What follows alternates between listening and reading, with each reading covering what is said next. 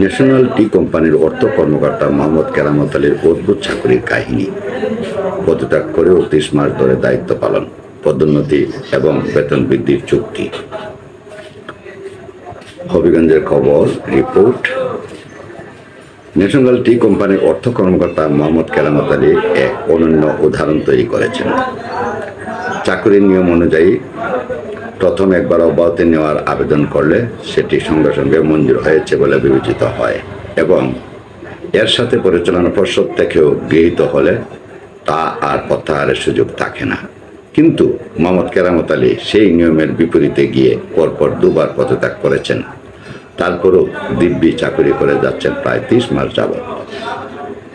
কেরামত আলী যেমন জানেন কেরামতি, তেমনি ম্যানেজ করার ম্যাজিক জানেন। পরিচালনা পর্ষদ কর্তৃক অব্যাহতির আবেদন মঞ্জুর হওয়ার পরও তিনি তার দায়িত্ব পালন করে যাচ্ছেন এবং তার চাকরিকালীন সময়ে একটি প্রমোশনও নিয়েছেন। দুবার পদত্যাগ করে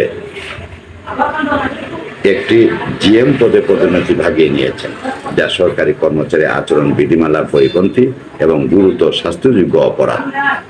শুধু তাই নয়, অতি সম্প্রতি তিনি চুক্তিবদ্ধ হয়ে 1 লাখ টাকা বেতন বৃদ্ধির চুক্তিও করেছেন। এই সমস্ত কিছুই সরকারি চাকরির নিয়মের বিপরীত এবং সেই ধরনের কার্যকলাপ কোম্পানির সুশাসন এবং নৈতিকতার প্রশ্ন তুলেছে। ন্যাশনাল টি কোম্পানির অভ্যন্তরীণ সূত্র জানায়, মোহাম্মদ কেরামত আলী এই ধরনের কার্যকলাপ কোম্পানির অন্য কর্মচারীর মধ্যেও হতাশার জন্ম দিয়েছে। সরকারি নিয়মের প্রতি অশ্রদ্ধা প্রদর্শন করে তিনি নিজ স্বার্থে নিয়মের অপব্যবহার করছেন। সংশ্লিষ্টরা বলছেন, এনটিসির অর্থ ব্যবস্থাপনা ও আভ্যন্তরীণ নিয়ন্ত্রণ ব্যবস্থা দুর্বলতার কারণে কোম্পানির অর্থ অপচয় হচ্ছে। অনিয়মের জড়িতদের শনাক্ত করে দৃষ্টান্তমূলক শাস্তির ব্যবস্থা না নেওয়ায় দুর্নীতি ও অনিয়ম থামছে না। প্রতিষ্ঠানের অভ্যন্তরীণ নিয়ন্ত্রণ ব্যবস্থার দুর্বলতা ও আর্থিক বিধিবিধান প্রতিপালন করা হয়নি।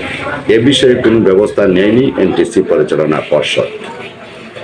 অনেকগুলো নিরীক্ষা প্রতিবেদনের সুপারিশে আর্থিক ক্ষতির সঙ্গে জড়িত ব্যক্তিদের দায় দায়িত্ব নির্ধারণ করে সংশ্লিষ্টদের কাছ থেকে আপত্তি করা টাকা আদায় করার কোনো উদ্যোগ নেয়নি এনটিসি কর্তৃপক্ষ। সংশ্লিষ্ট কর্তৃপক্ষ অনিয়মের বিরুদ্ধে যথাযথ ব্যবস্থা নেবে বলে প্রত্যাশা করছেন সাধারণ বিনিয়োগকারীগণ। তবে এ ধরনের অনিয়ম এনটিসির ঊর্ধ্বতনের সংশ্লিষ্টতা ছাড়া করা সম্ভব নয়। সাধারণ বিনিয়োগকারীরা বলেন, এনটিসি কর্তৃপক্ষ কার্যকর ব্যবস্থা নেবে এটি প্রত্যাশা করা যায় না।